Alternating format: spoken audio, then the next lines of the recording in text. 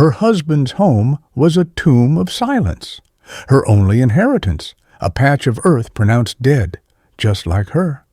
But in that barren soil, a fate she did not choose was waiting to plant a seed of its own. Silence was not an absence of sound in the house of Abd al-Jalil. It was a presence.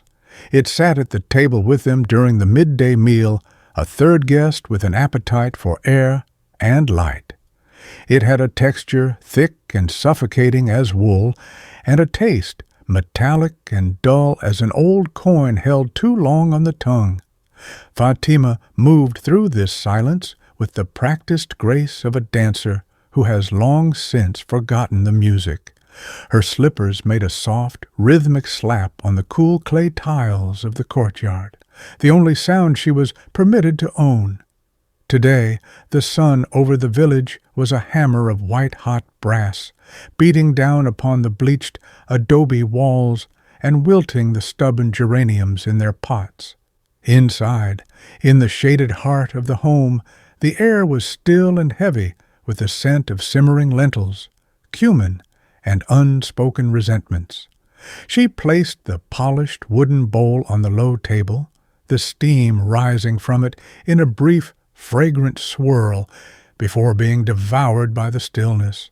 Her husband, Abd al-Jalil, did not look up. His hands, broad and calloused from the fields, rested on his knees. His gaze was fixed on the sliver of sapphire sky, visible through the archway, a world of masculine concerns to which she was no longer a meaningful part.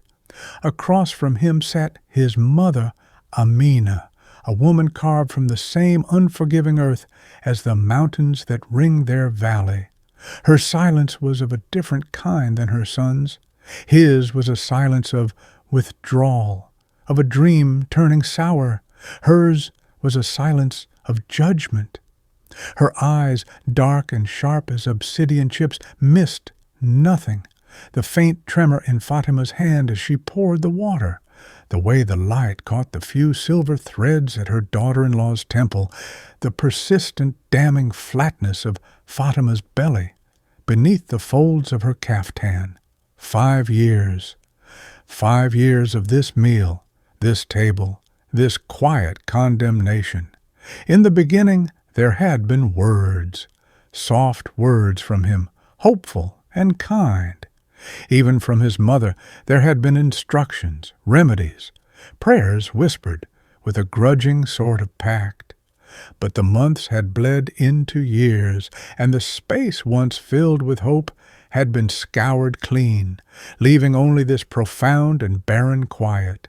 Now their exchanges were reduced to necessities, a clink of a spoon against a dish, a deep sigh from Abd al-Jalil that sounded like stones dropping into a well, a sharp intake of breath from Amina that could fillet a soul. Fatima felt it as kar, a word for which there was no simple translation. It was the feeling of being crushed from within by a force you could neither fight nor flee. It was a hollowness that had less to do with hunger and everything to do with a slow, grinding erosion of the self. Her worth, she knew, was a single stark equation written in the village's unsparing ledger. A woman's life was measured in the sons she bore. By that accounting, her own life was a void. When she walked to the market, the whispers followed her like flies. The other women, their hips broadened by childbirth, their arms laden with infants, would part before her. Their gazes would slide away, their hands rising to shield the faces of their children, as if looking at her directly might be a contagion of emptiness. They did not need to speak the word akir, barren. It clung to her like dust. Abd al-Jalil finished his meal. He pushed the bowl away, the sound scraping against the silence, and rose. For a fleeting moment his eyes met Fatima's. There was no anger in them, not any more. There was something worse, a weariness so deep it looked like pity. It was the look one gave a broken tool or a sick animal one did not have the heart to put down. Without a word, he turned and walked out into the punishing light of the afternoon. Amina remained, her black eyes fixed on her. Fatima began to gather the dishes, her movements careful, deliberate. She would not allow her hands to shake.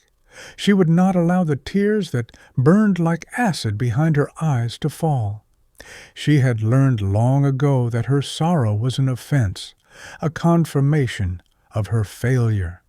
To weep was to admit the justice in their verdict. Fatima was beginning to feel like a ghost in her own life, a vessel of duties with the spirit hollowed out. As she carried the bowls to the kitchen, the sunlight that streamed through the archway seemed to pass right through her, casting no shadow, and the weight of the silence pressed down, heavy as unshed tears, promising nothing but more of itself. In the coolest corner of the sleeping quarters, tucked away like a secret shame, sat a small cedarwood chest. Its scent, a faint, clean perfume of wood and thyme, was one of the few things in the house that belonged entirely to Fatima. It was here she retreated after the oppressive midday meal, her movements small and quiet so as not to draw Amina's ever-watchful gaze. Kneeling on a threadbare rug, she lifted the smooth, heavy lid. Inside lay the simple treasures of a life lived before this one: her mother's silver earrings, a string of clay beads she had made as a girl, and a bolt of indigo-dyed linen, saved for a joyous occasion that had never arrived. Beneath them all lay the source of a private, enduring sorrow, a rolled-up deed of brittle parchment tied with a faded ribbon. Her father had pressed it into her hand a week before her wedding. She remembered the feel of his own hand, warm and rough as sun-baked earth, engulfing hers. He was a quiet man, a dreamer in a village of pragmatists, and he had seen a different kind of value in the world. "This is yours, Fatima," he had said, his voice low and earnest. "Al-Ard al-Bawra, the villagers call it, the barren land. They laugh, but listen to me. Some things that seem worthless hold the deepest value. The world does not always know what to look for." Unfurling it now, her fingers traced the spidery calligraphy. Ink faded to the color of a bruise. It was the deed to a small plot of land, no more than 2 acres, perched on a sun-scorched rise just outside the village. It was all rocks and hard-packed clay, thirsting for a water source that did not exist.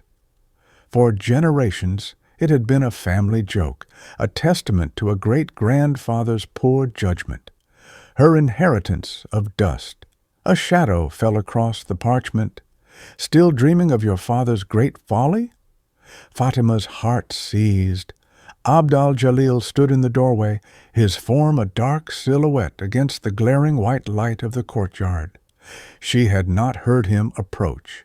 She quickly began to roll the deed, her fingers fumbling with the ribbon. His laugh was a dry, rasping sound, like stones scraping together. "Leave it. Let me see the map to our great fortune." He strode into the room and plucked it from her hands. He held it up to the light with mock reverence, a cruel smile twisting his lips.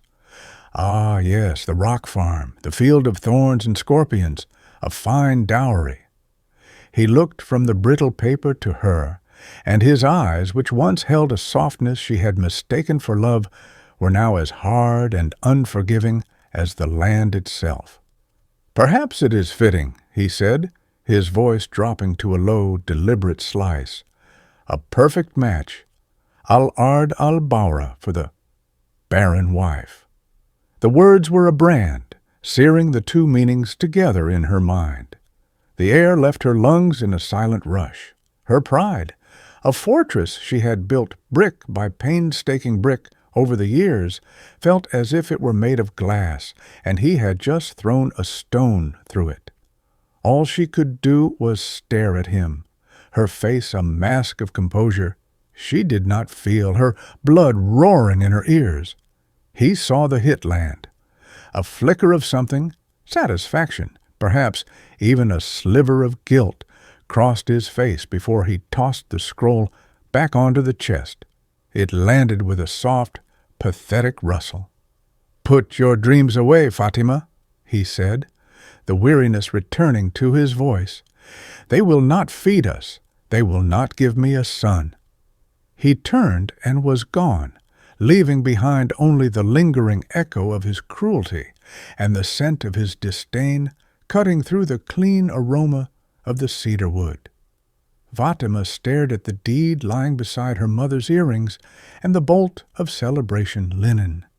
It was no longer just a memory of her father's gentle eccentricity. It was a mirror. It was her, a patch of earth pronounced dead, deemed incapable of bearing life, a family joke, a public shame. She slowly reached out, not to pick it up, but to trace the outline of its worthless shape on the wood of the chest lid. Her father had called it a thing of value. Her husband had called her its twin. Both could not be right, and in the crushing stillness of the room she felt the cold, hard certainty of which pronouncement the world believed. The nights in the valley were often filled with celebration, a new birth, a wedding, a bountiful harvest. Any reason was enough to light the lanterns, brew the spiced coffee, and let the sounds of laughter and the oud's melancholic strumming spill into the starlit air. But the gathering at the village elder's house this evening felt different. It carried an electric tension, a weight of unspoken purpose that prickled the hairs on Fatima's arms. She sat with the other women in the part of the courtyard partitioned by a heavy embroidered screen, a spectator to the world of men. The air was thick with the scent of roasted almonds and cardamom, but it did little to mask the undercurrent of anticipation. Through the latticework she could see Abd al-Jalil seated beside the elder, his posture unnaturally stiff. His finest robe seemed to constrain him, and he kept running a hand over his neatly trimmed beard, a nervous gesture she had not seen in years. Amina, seated beside Fatima, was a study in stillness, her hands folded in her lap like resting birds of prey. The elder, a man whose face was a map of every drought and flood the valley had ever known, finally raised a hand for silence. The murmuring died away. Fatima's heart began a slow, heavy beat against her ribs, a drum signaling a battle she did not know she was about to lose. "My friends, my brothers," the elder began, his voice raspy with age. "We are here tonight because Abd al-Jalil, a good and honorable man, has a matter of importance to declare. It is a decision made with respect to tradition, to the future of his line, and in accordance with God's will." Fatima's hands grew cold. Beside her she felt Amina draw a breath, sharp and satisfied. Abd al-Jalil rose to his feet. He did not look toward the screen. He fixed his gaze on a point above the heads of the other men, as if addressing the ancestors themselves. "For 5 years," he said, his voice straining for formality, "my house has been without the laughter of a child. God has willed it so." A murmur of sympathy rippled through the men. A man's legacy is in his sons. A house without an heir is a house built on sand. He paused, a performer gauging his audience. The silence deepened, drawing all the air from the courtyard. Fatima felt herself shrinking, her entire existence being drawn down to a single agonizing point in time. She was no longer a person, but a premise, the barren ground from which his justification would spring. "And so," he declared, his voice finally finding its strength, With the blessing of my mother, and with the full support of our elder, I will be taking a second wife, Sarah, the daughter of Yusuf the potter. She is young, and God willing, she will bless my house with sons." The words did not strike her like a blow. A blow is swift and hot. This was the slow, creeping paralysis of ice water flooding the veins.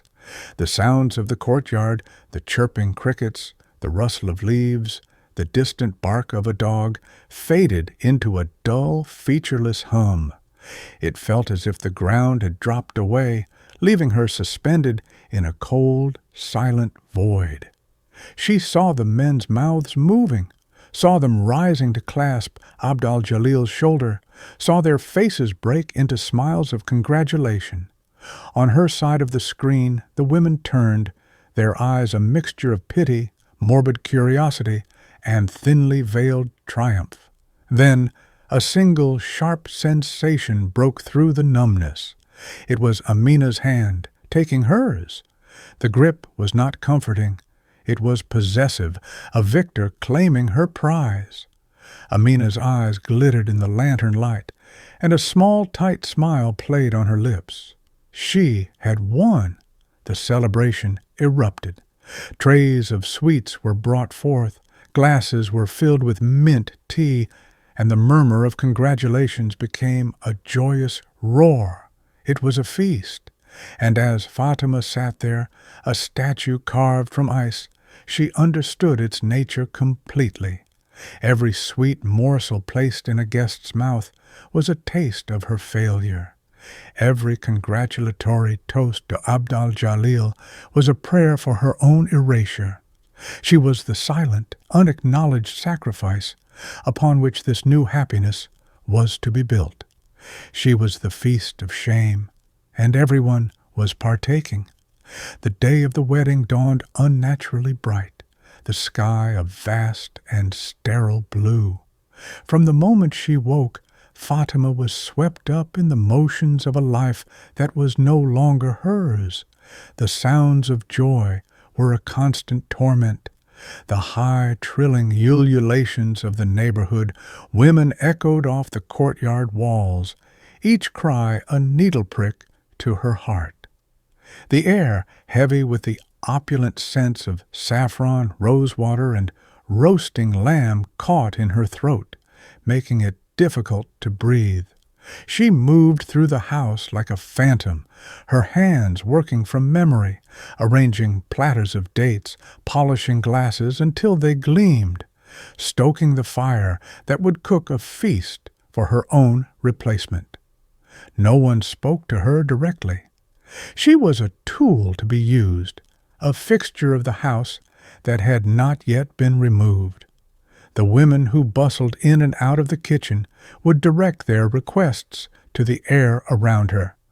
The water needs more orange blossom, more wood for the oven, as if she were a spirit who might be appeased by their commands. The ceremony took place in the afternoon.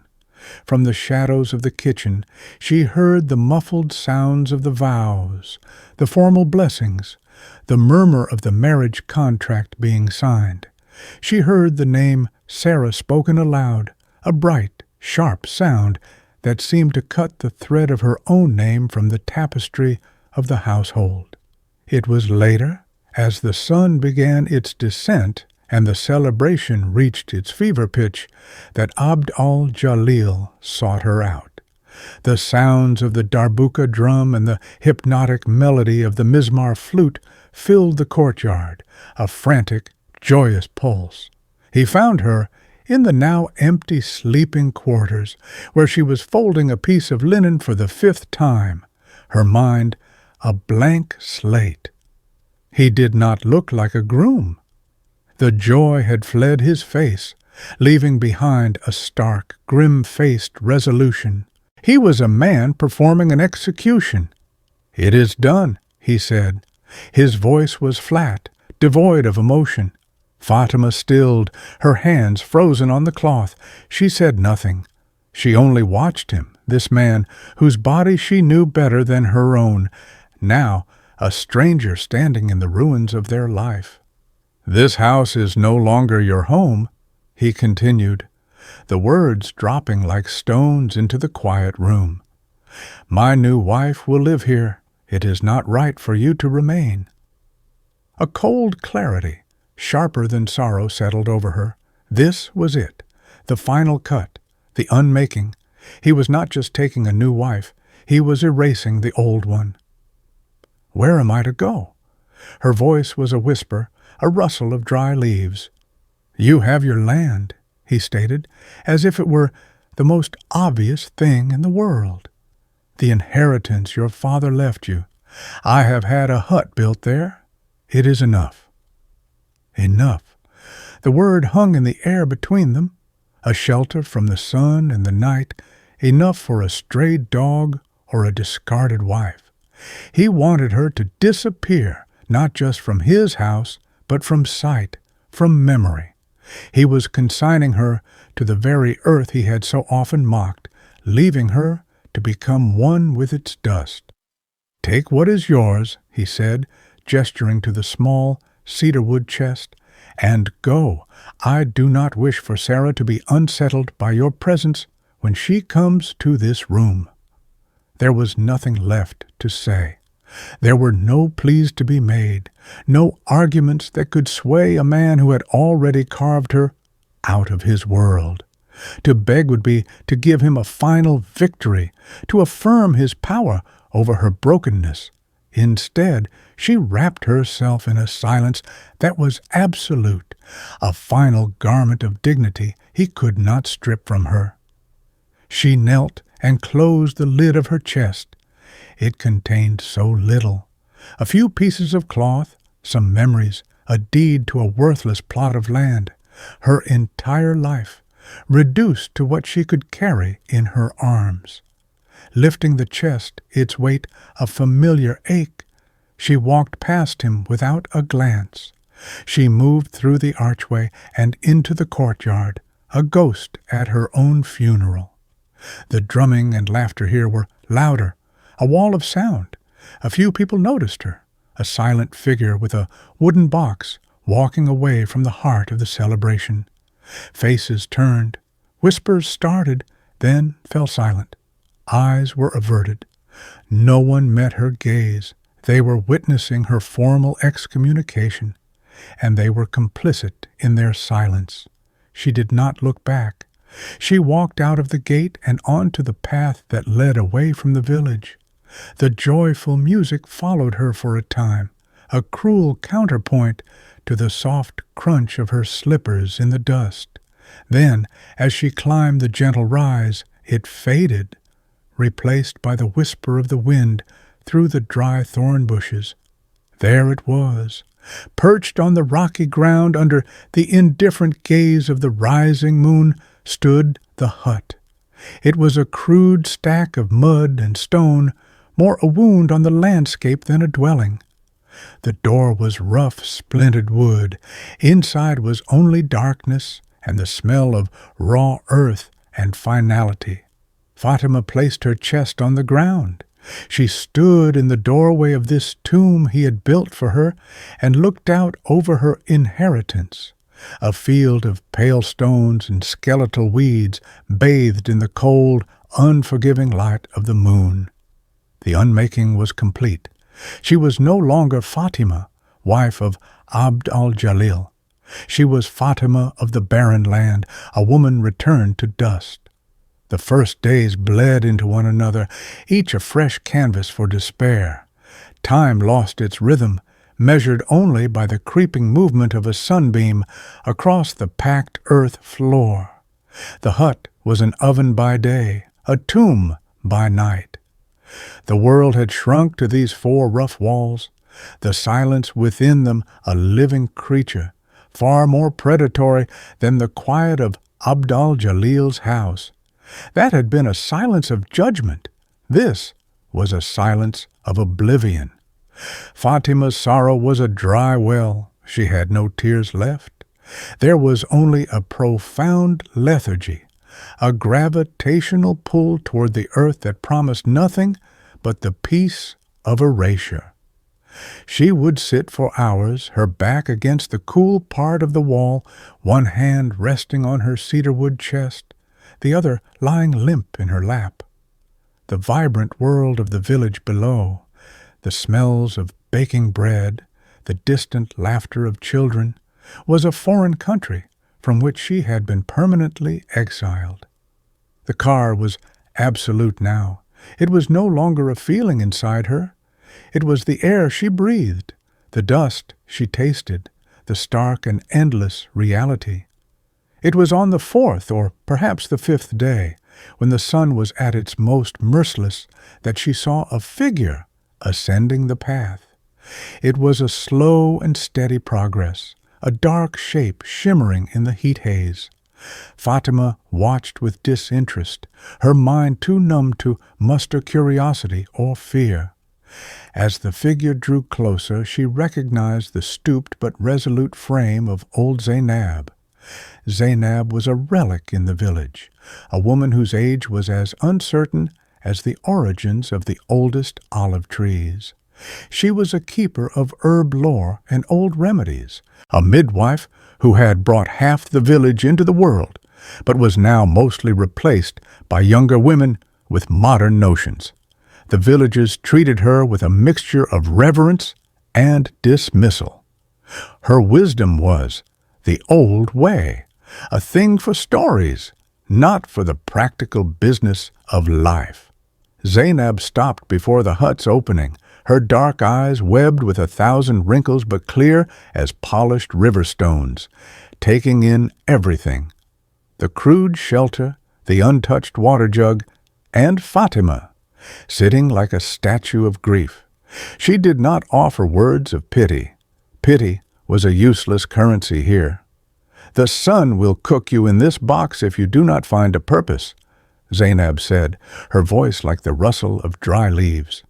Fatima did not answer. What purpose was left? Zainab entered, her presence filling the small space with the scent of chamomile and sun-warmed dust. She looked past Fatima, her gaze settling on the land outside. "Your husband is a fool," she stated, not as an insult, but as a simple geological fact. "All the men of this valley are fools. They see with their pride, not their eyes." She crouched with a slight groan and scooped up a handful of dusty reddish earth from just outside the doorway. She let it run through her gnarled fingers, which looked more like grafted roots than human flesh. "They call this land barren because it refuses to be what they want it to be. It will not grow their fat, thirsty wheat or their barley. So they curse it. Does that make it worthless, or does it make it patient?" Zainab's eyes fixed on Fatima's. "They say the same of you." A tremor, the first flicker of feeling in days, ran through Fatima. "This soil," Zainab continued, ignoring her, "this shallow, rocky, sun-beaten soil that sheds water like a duck's back. It is a curse for the farmer of wheat, but it is a paradise for the queen of spices. She let the last of the dust fall. It is perfect for saffron." Saffron, the word was a legend. The crimson threads were worth more than their weight in silver, used for weddings, for potent medicines, for dyeing the robes of the wealthy. But no one grew it here. It was a thing that came from far away, over the mountains. "Our grandmothers grew it," Zainab said, as if reading her mind, "before their sons decided that a full belly was worth more than a keen mind. They knew the secrets of the patient earth. This land holds the sun's fire. It forces the roots to go deep, to struggle, and in the struggle is where the magic is made. The flower that blooms from such hardship is the most potent." She reached into a small pouch at her waist and drew out a cloth bundle.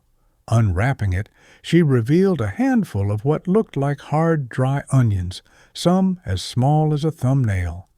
"Corms," she said, "from a patch my own grandmother tended, hidden where no man thought to look. They sleep.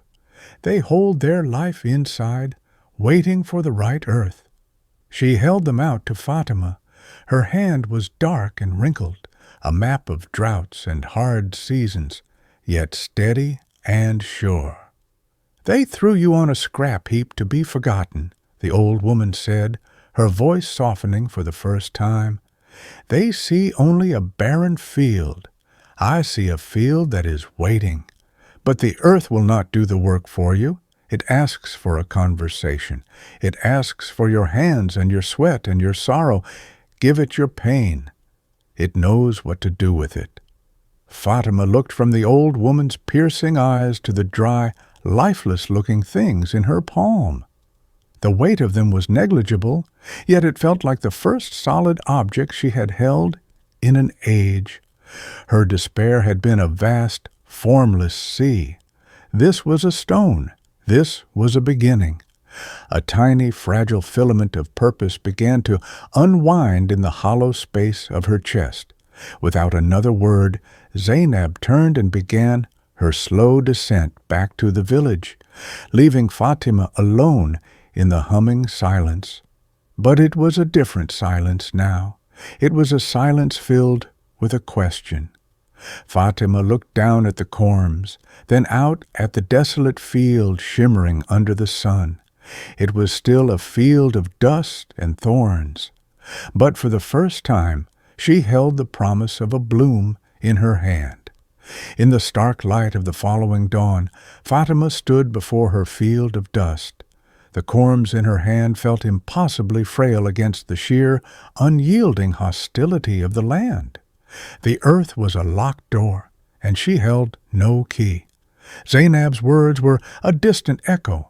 Her own despair was a roaring wind. For a long moment she simply stood, poised on the knife's edge between action and surrender. Then she knelt, not in prayer, but in pragmatism. She had no shovel, no hoe, no tool but her own body. She chose a patch of earth protected from the worst of the wind by a small outcrop of rock and began to dig with her bare hands. The ground fought back. The sun-baked clay was as hard as fired pottery, resisting her efforts with a stubborn, indifferent strength. It scraped her skin raw.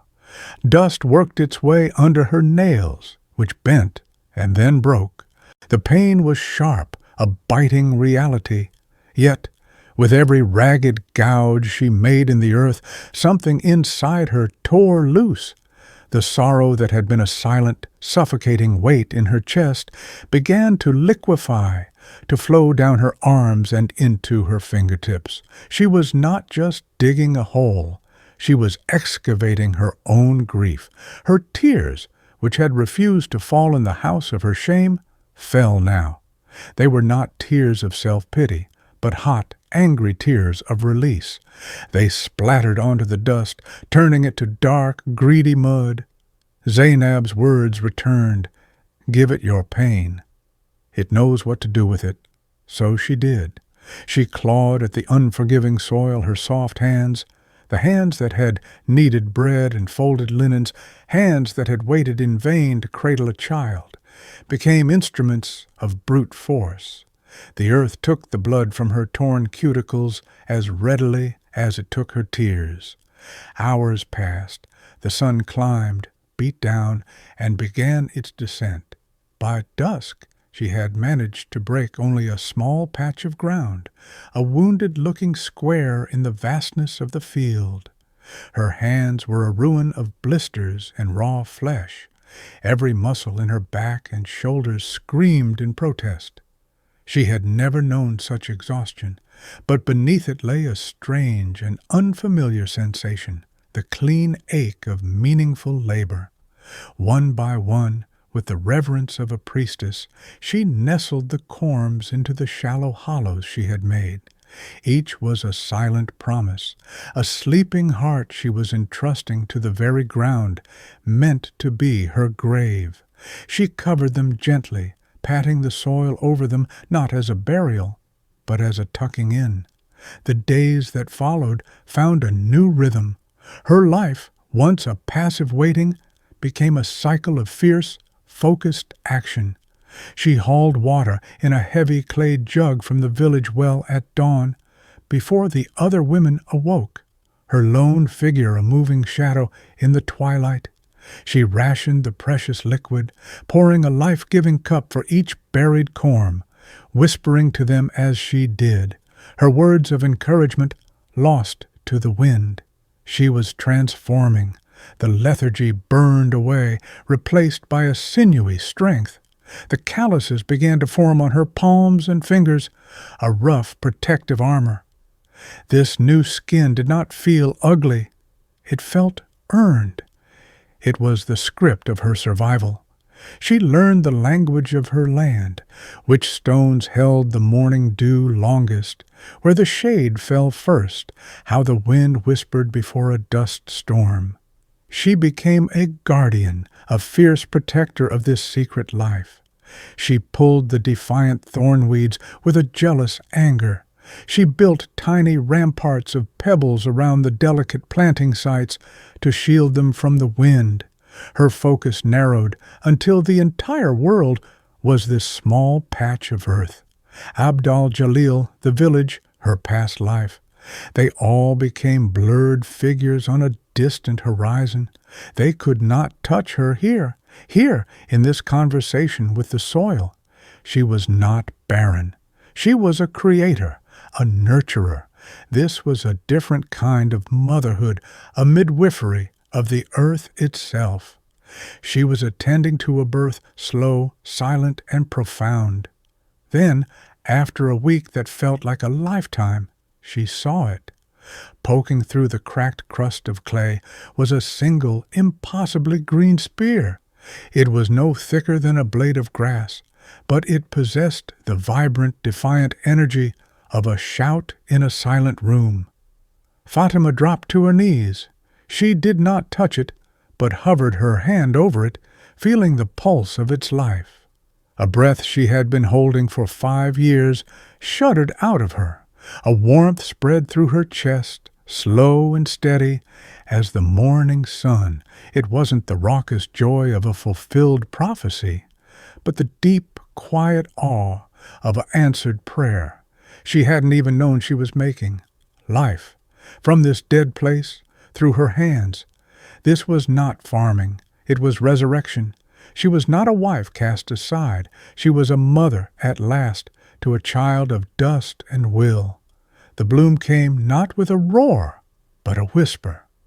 One morning, in the cool gray veil before dawn, Fatima saw them, a scattering of pale lilac cups pushing through the reddish earth, their color an impossible promise against the muted tones of the land. Each flower held at its heart a breathtaking secret, 3 delicate blood-red threads, the stigmas, the saffron. Harvesting was a ritual performed in near total darkness, a dance between her calloused fingers and the exquisite fragility of the flowers.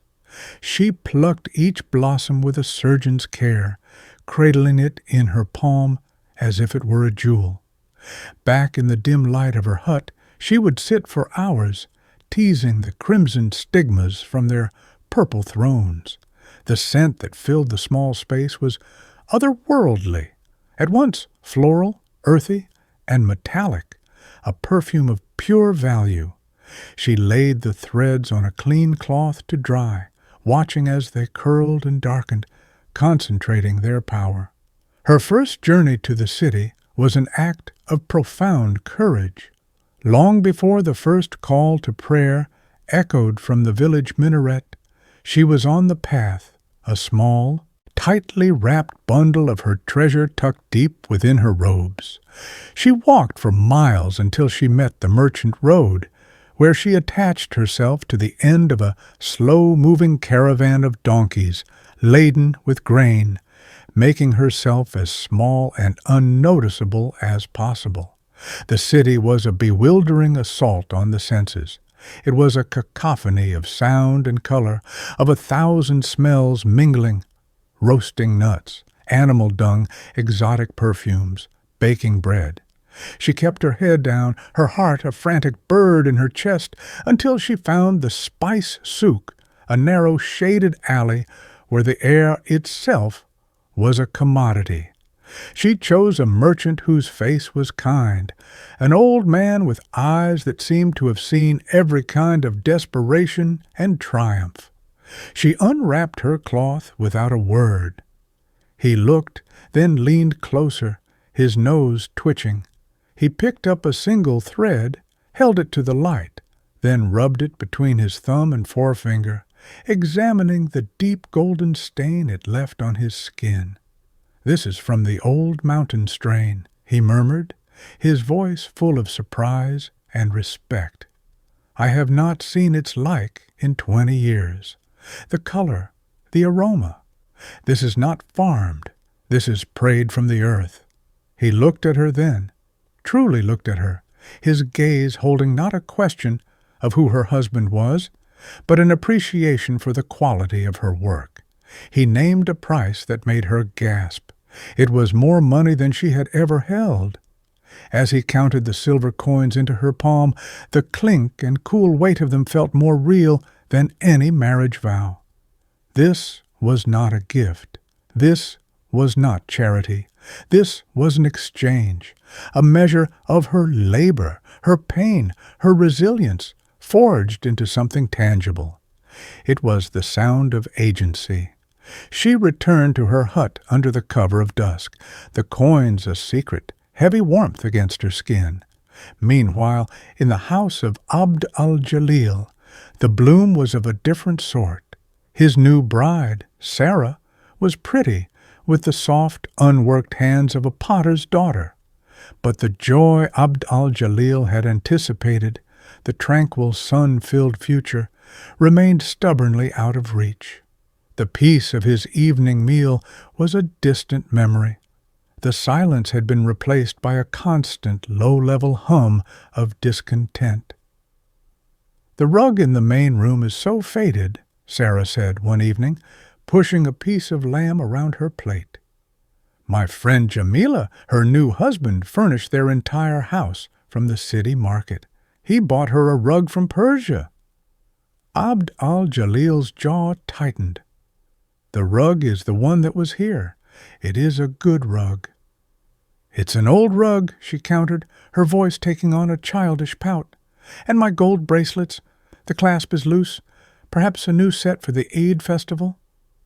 Amina shot her new daughter-in-law a look of pure venom from across the table, but said nothing. She had wished for a fertile womb, and had been given a grasping hand instead. The pressures mounted. Sarah's desire for finer things was a constant drain on his resources. The dowry he had paid had been substantial. His own wheat fields, always thirsty, required more water, more labor, and the profits felt thinner each year. He found himself lying awake at night, the weight of his new debts, and the emptiness of his new marriage pressing down on him. The laughter he had craved was supplanted by the whine of complaint. The respect he commanded in the village felt hollow in his own home. He had exchanged a quiet, barren field for a gilded, noisy cage. In her hut on the hill, under the silent witness of the moon, Fatima carefully added another silver coin to a small stack hidden in the bottom of her cedarwood chest. While one world was quietly, secretly blooming, another was beginning to wither from within. The birth of a son should have been a triumph. When Sarah finally delivered, the cries of the infant boy were met with the ritual ululations and the relieved sighs of a patriarchy fulfilled. For a few brief days, Abd al-Jalil walked through the village with his head held high, accepting the hearty congratulations of other men. He had done it. His line was secure. His house, once built on sand, was now founded on the rock of an heir. But the rock, he soon discovered, was fragile. The joy was a thin veneer over a foundation that was already cracking. The infant, named Khalil, was colicky and frail, His wails echoed through the house day and night, a constant grating testament to a new kind of misery. Sarah, whose romantic notions of motherhood had not included sleepless nights and incessant crying, proved to be impatient and helpless. She would thrust the child at her mother-in-law, her face a mask of frustration. "He will not be quiet. You take him. I cannot bear it." The domestic battlefield, once a silent war between Amina and Fatima, became a noisy, open skirmish between Amina and Sarah. "You do not hold him correctly," Amina would snap, snatching the wailing baby. "You are too rough. You curdle your own milk with your sour temper." "He is your blood, too," Sarah would retort, her voice sharp and defensive. "Perhaps the fault is not in my temper, but in the child." Abd al-Jalil would return from the fields, his body aching from labor, not to the peace he had dreamed of, but to a crossfire of recriminations. The smell of simmering resentment was often stronger than the aroma of the evening meal. He found himself eating quickly, silently, his gaze fixed on the courtyard archway, wishing for an escape.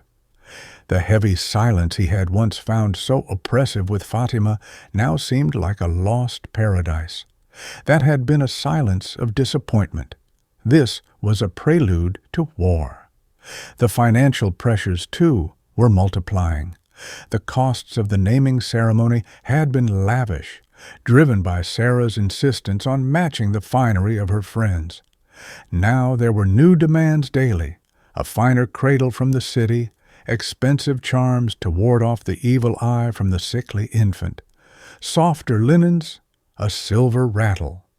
Each request was a fresh source of friction, another wedge driven between husband and wife, between wife and mother-in-law.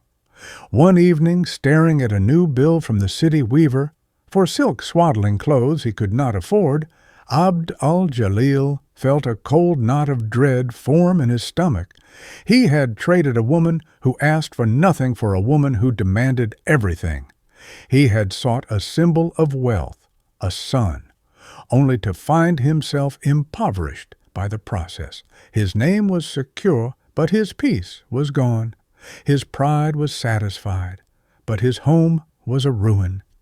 He looked around the room, at the garish new rug that had replaced the old faded one, at his mother's stony profile, at his wife's petulant frown as she rocked the screaming child with ill-disguised annoyance.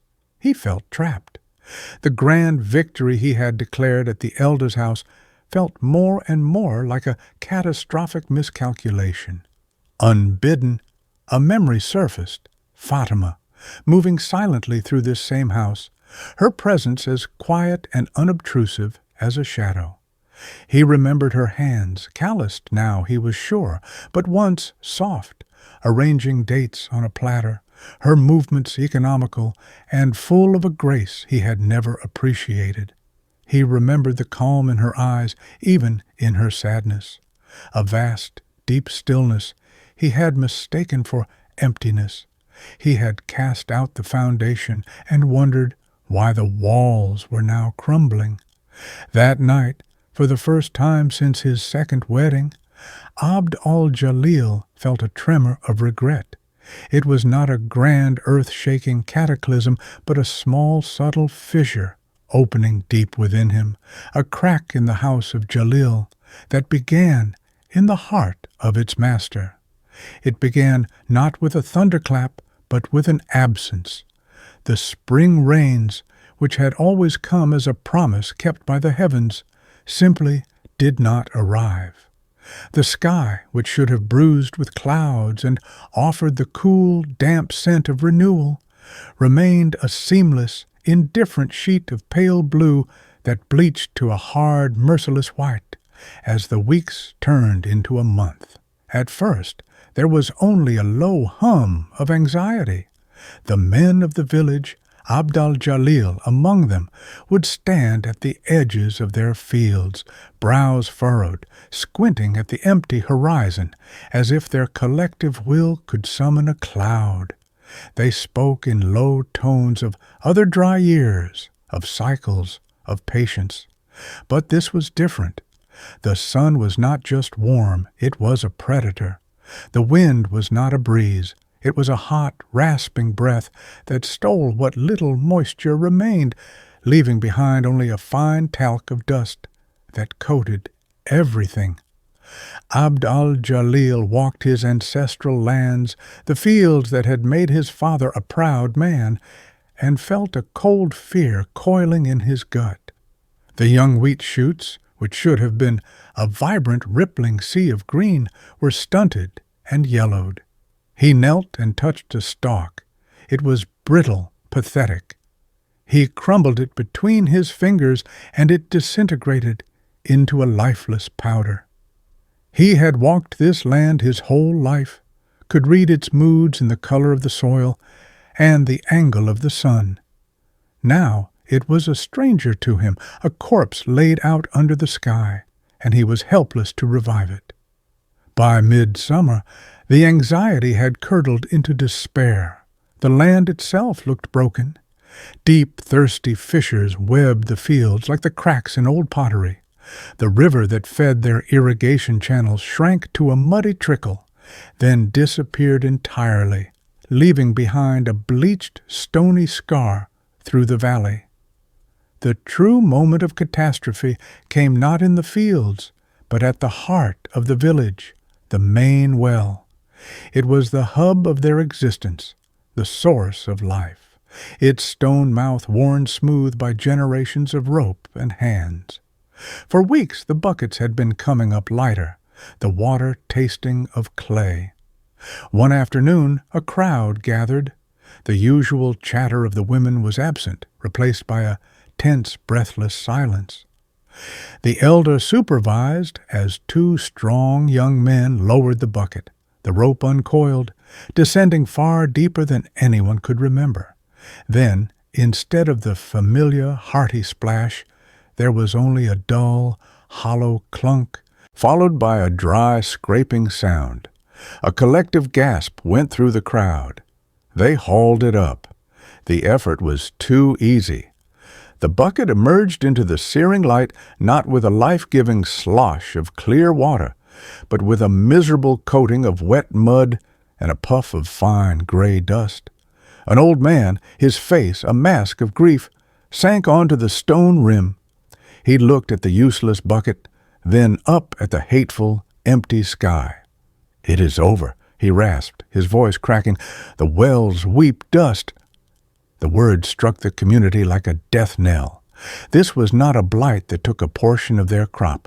This was an unmaking of their world. Their wealth, their food, their very future was all tied to the green things that grew from this earth. And the earth was dead. Abd al-Jalil stood among the other men, their faces gray with shock, their strength, their purpose, their identity as providers and masters of the soil. It had all turned to ash in a single season. He saw his own ruin reflected in their eyes. The son he had prayed for would inherit nothing but a legacy of dust. That night, a profound and terrible quiet fell over the village. It was not the weighted silence of an unhappy home, but the vacant silence of a graveyard. No lanterns were lit against the darkness. No one had the heart for a fire. There was only the sound of the hot wind hissing through the skeletal remains of the fields, a lament for a world that had withered on the vine. It was a collective breath held in the dark, waiting for a final ruin that had already arrived. In a world bleached the color of morning, the human eye starves for a patch of green. Despair had settled over the valley like a shroud of dust, so thick that men had forgotten what hope looked like. The whisper of the miracle began on the tongue of a shepherd boy. Young Yusuf, chasing a goat that had wandered from his dwindling flock in a desperate search for forage, had climbed higher than usual into the rocky, forgotten rises above the village.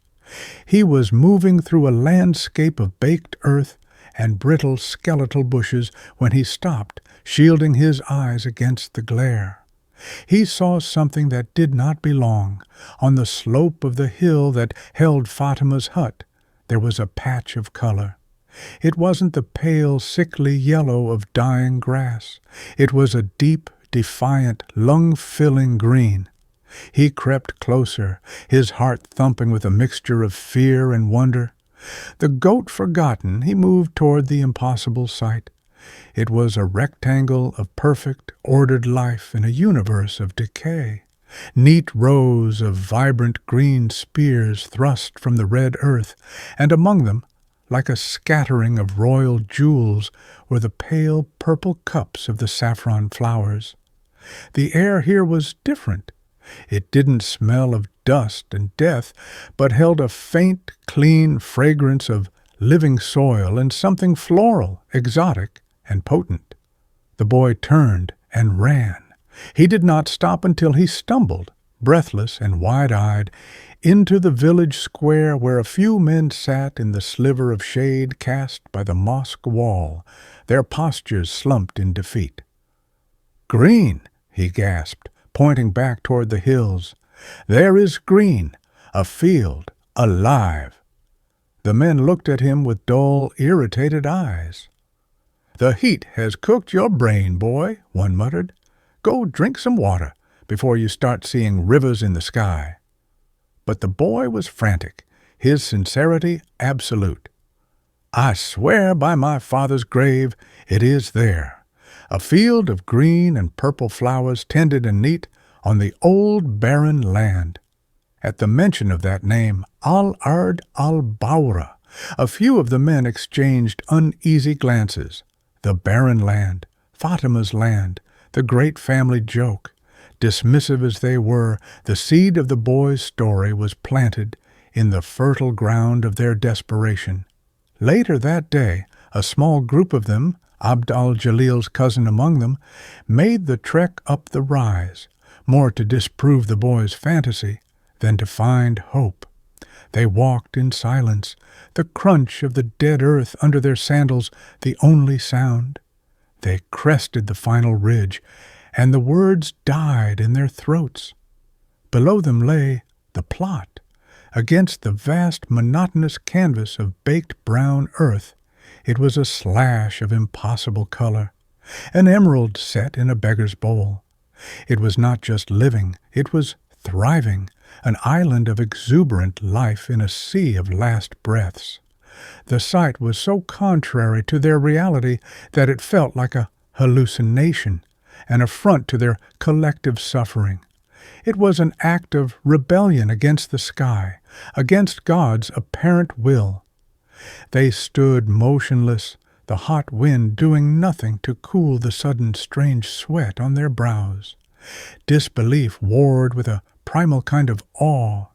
They recognized the land, they saw the crude hut, and the understanding dawned on them, slow and staggering. This was Fatima's land, the land they had mocked, tended by the woman they had outcast. The men turned and walked back to the village, their pace quickened, their faces a mixture of confusion and a terrifying new emotion, respect. The news they carried was not a boy's fantasy. It was a fact, as solid and inexplicable as a stone. It spread through the parched lanes of the village, not like a rumor, but like a tremor. By nightfall, everyone knew. From behind their shutters, men and women looked up at the dark rise, at the spot where a single unseen woman lived. The land of scorn was no longer a joke. It had become a question, a mystery, a miracle. In a world of brown, a single field of green was not just a curiosity. It was the only source of hope. The caravan arrived like a mirage, a serpent of dust and purpose moving through the shimmering heat. It was not the usual affair of a few tired donkeys and a local peddler. This was a procession of sleek, well-fed camels, their harnesses glinting with polished brass, led by men whose robes were of a richer dye and finer weave than anything seen in the valley since the last great wedding. They did not stop, as was custom, at the dry trough in the village square. They moved with an unnerving determination, bypassing the mosque and the cluster of slumped men who had been sitting in its shade for weeks, like statues of forgotten kings. The men rose to their feet, their torpor broken by a jolt of confusion. Abd al-Jalil, standing among them, felt a prickle of his old authority returning. These were men of means. Commerce was the language of men, and he, as one of the principal landowners, was a fluent speaker. The village elder stepped forward, his hand raised in a gesture that was both a welcome and a command to halt. "Peace be upon you, travelers," he said, his voice raspy from the dust. "But your journey is in vain. There is nothing to trade here. The blight has taken everything. The earth is closed to us." The leader of the caravan, a man with a neat gray beard and eyes as sharp and black as a hawk's, reined in his camel. The beast groaned, kneeling with a soft thud that sent up a puff of dust. The man regarded the elder and the assembled villagers not with pity, but with a brisk impatience. "We have not come for what is dead," the merchant said, his voice clear and resonant. "We have come for what is alive." A baffled silence fell over the men. Abd al-Jalil saw his cousin exchange a bewildered look with another landowner. Nothing was alive. "Your information is faulty," Abd al-Jalil spoke up, stepping forward. "I am Abd al-Jalil. My fields and the fields of all these men are dust. There is no harvest here." The merchant's gaze swept over him, dismissive and brief, then settled on the hills rising behind the village. "My information is worth more than your fields," he stated coolly. "I was not told to seek out the landowners. My journey had a different destination." He turned to a boy standing nearby. "I was told of a field that still bears life, a rare crop. We seek the woman who tends it. We seek the woman of the miracle field." The title hung in the dead air, the woman of the miracle field. It was not a name any of them knew, and yet they all knew it at once. A wave of comprehension, cold and shocking as a winter flood, washed over the men. Their heads turned as one, their gazes lifting from the merchant to the rocky rise where the crude hut stood, to the place they had sent Fatima to disappear. Abd al-Jalil felt the blood drain from his face. The world tilted on its axis. This wealthy, powerful man had not come for him, for the elder, for any of them. He had bypassed the heart of the village, ignored its patriarchs, and dismissed their ruin as irrelevant. He had come on a pilgrimage of desperation, and its holy site was the scrap heap where he had thrown his wife. The stares of the other men were a physical weight, 100 stones of humiliation pressing down on him. Fatima heard them coming, the rhythmic clang of a camel bell, the muffled tread of many feet on the dusty path. She was on her knees, carefully loosening the soil around a new row of shoots, her hands covered in the reddish earth. Her first thought was fear. A group of men approaching her isolated hut could mean only trouble. She rose slowly, wiping her hands on her worn caftan, her heart a frantic drum against her ribs. She stood in the doorway of her hut as they crested the rise.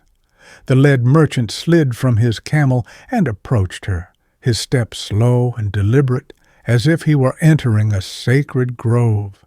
He stopped a respectful distance away. He did not look at her hut nor at her simple clothes. His gaze was fixed on the ordered rows of green, a look of profound professional reverence on his face. Then he turned his eyes to her. They held no pity, no judgment, none of the history she carried in the village below. They held only an unvarnished respect. "Are you the woman of this land?" he asked, his voice softer now. Fatima felt the drumming in her chest slow to a deep, steady rhythm. The solid earth beneath her feet seemed to rise up to meet her, to affirm her. She straightened her back, a gesture she had not made in years. The sun was on her face, and for the first time it did not feel like a punishment, but a spotlight. "I am," she said. Her voice was quiet, but it carried in the still air with the weight of a mountain. The merchant bowed his head slightly. It was not a bow of pity to a poor woman. It was a bow of deference from one professional to another. "Then my long journey is at an end," he said. "They call you the woman of the miracle field. We have come to see if your miracle is for sale." For the first time since her exile, Fatima was seen, not as a wife, not as a failure, not as a whisper or a shame. She was seen for the life she had coaxed from the dead soil with her own 2 hands. Her name was not Fatima the barren. It was the one he had given her. It was a crown she had forged herself. Dusk was a time of quiet accounting. The day's labor was done. The last of the crimson threads were laid out to dry, and the deep peace of the hills settled around Fatima's hut. The single oil lamp she lit cast a warm, golden glow, turning the small space into sanctuary. The air smelled of order, of purpose, of the rich earthy perfume of her treasure. She was measuring out dried lentils into a small bowl when a flicker of movement in the doorway broke the stillness. A shadow fell across her threshold. A jolt of cold adrenaline shot through her. She rose silently, her body tensing, her hand instinctively reaching for the heavy wooden pestle she used for grinding herbs. But the figure did not enter. It simply stood there, a dark cutout against the violet bruise of the twilight sky. Its presence an intrusion on her hard-won peace. Her eyes adjusted to the gloom, and the breath caught in her throat. The shadow had a shape she knew better than her own reflection. It was Abd al-Jalil. He looked like a man hollowed out from the inside. His shoulders, which he had always held squared like a yoke, were slumped in a posture of utter defeat.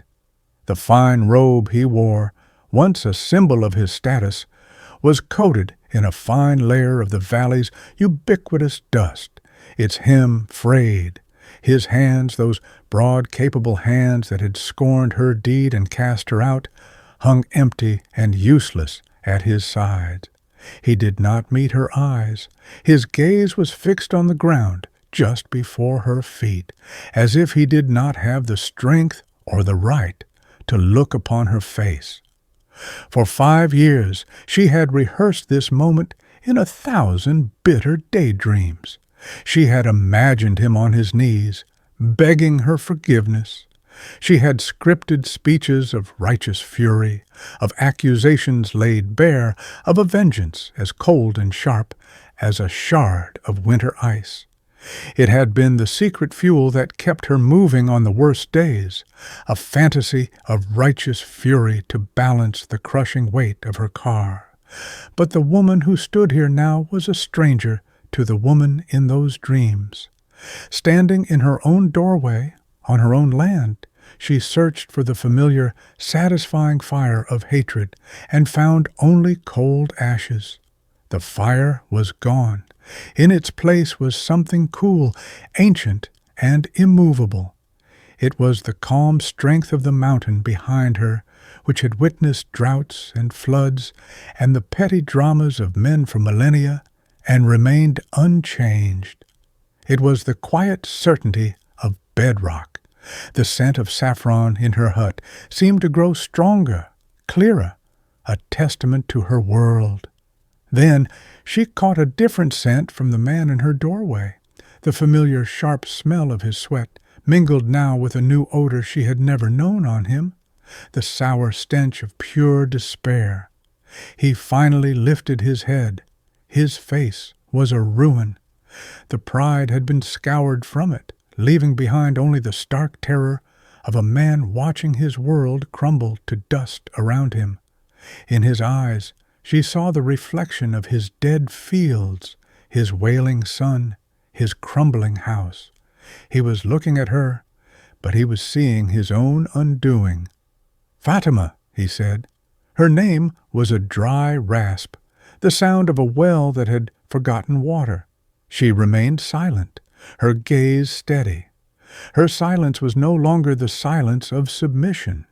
It was the silence of power, of one who holds all the cards and has no need to speak first. It compelled him to continue. "We are ruined," he choked out, the words tearing from him. "The blight, the wells. There is nothing." He gestured vaguely back toward the darkened village. "The village, my house, we have nothing." He finally looked directly at her, and in his gaze was the raw, stripped-bare plea of a man who has lost everything, including the pride that had once been his whole identity. He was not her husband. He was not the village patriarch. He was a beggar at her gate. He stood before the wife he had unmade, a king deposed, begging for mercy at the gates of the barren field that had bloomed. He stood there, a man drowning in the dry air, his plea hanging between them like a ghost. Fatima looked at the ruin of the man who had authored her own. The woman she had been would have felt a vicious, satisfying thrill. She would have savored the reversal, the sight of his pride turning to dust in his mouth, just as his fields had turned to dust under the sun. But the fire of vengeance had long since burned itself out, leaving no warmth, only the clean, hard clarity of what remained.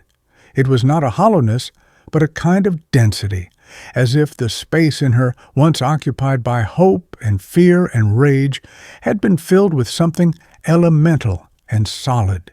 She felt an immense quiet stillness, the deep-seated calm of the earth itself. The mountain does not hate the storm that breaks upon it. It endures, and it remains. "Mercy?" she said at last. Her voice was not cruel, but it was utterly devoid of the softness he had once known. It was the voice of a woman discussing terms, not of a wife discussing feelings. "Mercy is a thing you ask of God, Abd al-Jalil. What is it you are asking of me?" His eyes flinched at the cool distance in her tone. "The village dies," he whispered. "My son, he will have nothing to inherit but my debts. We need your help, your seeds, your knowledge." He finally met her gaze head-on, his own eyes swimming with a desperation she had never witnessed. "Whatever miracle you have performed here, we need you to share it." Fatima took a step back, out of the reach of his shadow, and gestured not at him, but at the lamp-lit hut behind her, at the neat rows of drying saffron, at the whole of her small ordered world. "The woman you are asking is not here," she said, her voice even. "You cast her out. You sent her to this earth to die, and in a way she did. You are speaking now to the woman of this land." She picked up the heavy wooden pestle, its surface smooth from use, and held it. The solid weight of it in her hand was an anchor. "This land owes you nothing. It owes the village nothing. It fed me when I had no one. It gave me life when my life was taken. Everything that has grown here has been paid for, with my sweat, with my blood." He visibly shrank, the truth of her words a physical blow. But the village, "The children, they are innocent," he rasped. "They are," she agreed, and for the first time a flicker of something new entered her voice. Not softness, but a broad, commanding authority. "And for their sake, I will not see the valley perish." She looked past him, her gaze on the dark, sleeping land below. "But my help is not a gift. It will not be given on the terms of the past. It will be an agreement, a contract." He stared at her, uncomprehending. He had come to beg for a wife's mercy and was being offered a merchant's deal. "These are my terms," she said, her voice now sharp and clear as glass. "The saffron stays mine. The city merchants deal only with me. That is the price of my knowledge. But the corms, the little hearts that hold the future, I will share them. You and the other men will break the ground. Not on your own dead fields, but here, expanding this one. You will learn its ways from me." The implication was staggering. Him, Abd al-Jalil, a student to the woman he had discarded, a laborer on the land he had mocked. "Water is the second term," she continued, pressing her advantage. "Whatever is left in the village stores, whatever can be carried from the last mountain spring, will be brought here. Life will be nurtured where it has proven it can grow, not wasted where it has died. You will bring the water to me." "And the third term," she said, her voice dropping, locking his gaze with an unbreakable force, "is that you will never again call me your wife. I am no man's wife. In all matters concerning this land and its harvest, you will address me as you would the city merchant. With respect, my name here is Fatima. That is all." He stood in stunned silence. The humiliation of her terms was absolute. It was a complete inversion of the world he had always known. He had come expecting to appeal to a shared history, to the memory of a woman he owned. He found himself facing an unassailable sovereign in her own kingdom. She offered him not the personal satisfaction of revenge, but the cold, impersonal logic of survival. Her power was not in destroying him, but in her complete and utter independence from him. He had no choice. To refuse was to condemn his son, his village, and himself to starvation. He gave a single jerky nod. The movement was a surrender, a treaty signed. He turned without another word and descended into the darkness, his shadow swallowed by the night. Fatima watched him go, feeling no triumph, only the quiet finality of a chapter being closed. He had come to her as a husband, expecting a wife's fealty. He was leaving as a laborer, awaiting his master's instructions. She turned from the doorway and returned to her bowl of lentils. Her world had just been remade, but the simple, grounding tasks remained. She was the woman of the living earth, and the earth still required her hands. The morning broke with a strange and hesitant light, as if the sun itself was unsure of what it would witness. Before it had even crested the valley rim, they arrived, not as a humbled mob, but as a silent, grim-faced delegation of the defeated.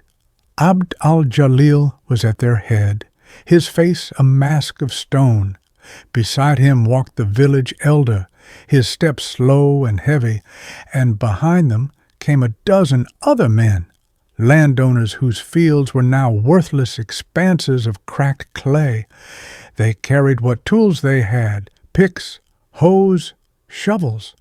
They stopped at the edge of Fatima's cultivated plot, a clear and unspoken boundary.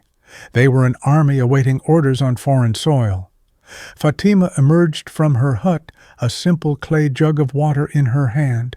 She wore the same plain caftan she always did, yet her bearing was different. She was not a woman who had stumbled into power. She was a woman who had taken root in it. She met their expectant gazes without a word, and knelt to water a row of young shoots, her movements unhurried and deliberate. The clear water darkened the red soil around the precious green spears. Her silence was a lesson in itself. The land came first. Its needs were paramount. Only when her task was complete did she rise and face them. "The ground here," she said, her voice carrying easily in the still air, "is not your soft river soil. It is rock and clay. You cannot fight it with brute strength. It will break your backs and your tools. You must persuade it." She walked to an untamed patch of earth bordering her own. She laid her hand on the ground. "You must learn to read its surface. See here," she pointed. "Where the stones are paler, the earth is shallow. Here," she gestured to a patch of darker, gritty soil, "it holds the night's moisture longer. This is where you begin." She instructed them not as a foreman barking orders, but as a master craftsman teaching apprentices. Her words were practical, precise, devoid of emotion or triumph. She spoke of the angle of the sun, of how to break the soil without losing its precious moisture, of listening to the sound the pick made as it struck the ground to know what lay beneath. At first, the men worked in a resentful, clumsy silence. Their muscles, accustomed to the deep, soft loam of their own fields, protested against this new, unforgiving terrain. Their pride chafed at every instruction she gave. Abd al-Jalil worked with a ferocious, silent anger, his pick striking the ground with a force that was more fury than function. He avoided her gaze, his shame a palpable heat. Fatima let him be. The land itself would be his teacher. It would humble him where she could not. The village elder, too old for the hard labor, sat on a rock and watched, his face a study in dawning comprehension. He was witnessing not just a new way of farming, but a new ordering of their world. He saw Fatima move among the laboring men, correcting a clumsy swing here, pointing out a stubborn root there. She was not their equal. She was their superior, her knowledge the single most valuable resource in their entire starving valley. Slowly, almost imperceptibly, the atmosphere began to shift. It began with the younger men, those less invested in the old hierarchies. They started to see the logic in her methods. They saw that a lighter touch and a focused mind yielded better results than brute force. They began to ask questions, not out of challenge, but out of a genuine desire to learn. "Fatima," one young man called out, holding up a strange, gnarled root. "Should this be pulled or left?" Abd al-Jalil flinched at the easy use of her name, at the deference in the young man's voice. Fatima walked over, examined the root, and explained its function in holding the soil together. The young man nodded, understanding dawning in his eyes. He looked at her not as his friend's discarded wife, but as a source of indispensable wisdom. These were the first shoots of respect. They were not dramatic declarations, but small, quiet acknowledgments of her expertise. A nod of thanks, a question asked with humility. The men began to bring her the best of their water rations without being told, placing the jugs near her hut as a tacit offering. They learned to anticipate the needs of the land, and by extension, the needs of its mistress. One afternoon, Abd al-Jalil's pickaxe struck a large buried rock with a jarring clang. The handle splintered, and he swore, dropping the broken tool in frustration. He stood there, panting, defeated by a single stubborn stone. Fatima approached him, not with scorn, but with the same dispassionate focus she gave the land. "Leave it," she said quietly. "You cannot fight the mountain. Work around it. The saffron will grow just as well beside the rock as it will in the open field. Sometimes the obstacle provides the shelter. He looked from the immovable rock to her face. In that moment, he finally understood. She was not just speaking of farming. She had become the obstacle he could not break, and in doing so, had become the shelter for them all. He said nothing, but picked up another tool and moved to a new patch of earth, his movements less angry, more deliberate. It was not forgiveness. It was the beginning of acceptance. The fields expanded, inch by hard-won inch. It was a scar of hope spreading across the dying land. And as the men's hands became calloused by this new work, their minds began to soften, to open. They were learning more than how to grow a flower. They were learning the ironclad grammar of respect, a language taught to them by the quiet queen of the barren field. The seasons turned, ushered in not by a change in the sky, which remained a hard, bright porcelain, but by the slow, inexorable greening of the hills. The single emerald patch had bled outwards, a living stain spreading across the acres of reddish earth, a testament to 100 pairs of hands guided by a single, unwavering mind. The final scene is not one of confrontation, but of creation. The sun is setting, painting the sky in hues of rose and saffron, the exact shades of the treasure blooming at Fatima's feet.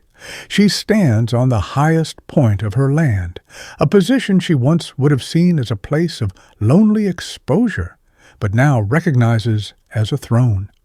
Her simple caftan stirs in the evening breeze, and her hands, no longer soft, rest on her hips. They are not the hands of a wife, but of a founder, calloused, stained with earth, and utterly capable. Below her, the fields are alive with quiet, purposeful activity. Men and women from the village move through the rows, their heads bowed not in shame, but in the focused, reverent labor of the harvest. They are plucking the delicate purple blossoms, their movements practiced, economical, taught to them by her. There is no loud chatter, only the soft murmur of instruction and the rustle of petals being gathered into wide, shallow baskets. Abdal-Jalil is among them. He is leaner, harder, the last vestiges of his landowner's softness burned away by the sun and the unyielding soil. He does not lead, he works.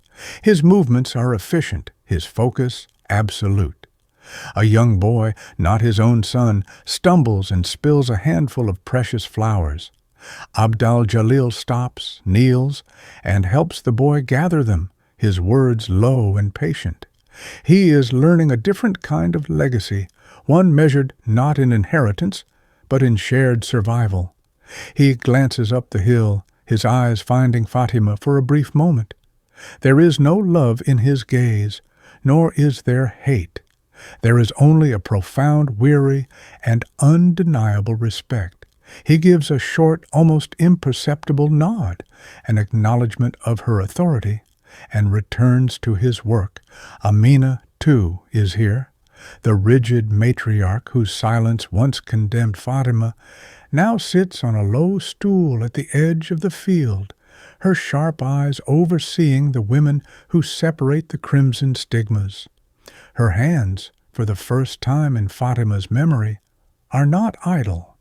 They are sorting, working, contributing.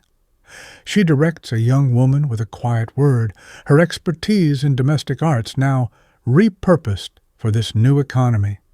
She and Fatima have no shared warmth, but they have found a stark, functional peace, 2 queen bees in a hive that now feeds them all. Fatima looks not at them, but past them, at the valley below. Lights are beginning to flicker on in the village. The scent of baking bread once more perfumes the evening air. The wail of a hungry child is met by the promise of a meal. She has not sought revenge. Revenge is a fire that consumes itself and leaves nothing but ash.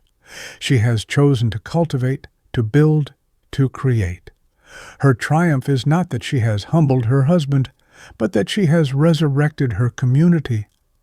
Her victory is not in his downfall, but in the quiet, breathing, living proof that she is anything but barren. The old word akir is a hollow echo from a buried life. It has no meaning here. Here, surrounded by the scent of her harvest, her worth is not measured by a son she could not bear, but by the thousands of lives she now sustains. She discovered fertility not in her womb, but in her will, her endurance, her intelligence. She found it in the very earth that was meant to be her grave. She does not need a crown or a title shouted in the marketplace. Her authority is as quiet and as absolute as the roots reaching deep into the rocky soil beneath her feet. She turns her face to the last rays of the sun, a solitary figure against the vast and blooming landscape. She is Fatima, and this is her kingdom, born of dust, watered with sorrow, and blooming at last under her unflinching gaze, the queen of the barren field. When faced with the man who broke her, Fatima chose not to destroy him, but to force him to depend on her for survival. Which do you believe is the ultimate form of power? Forgiveness, revenge, or making your enemy live in the world you built?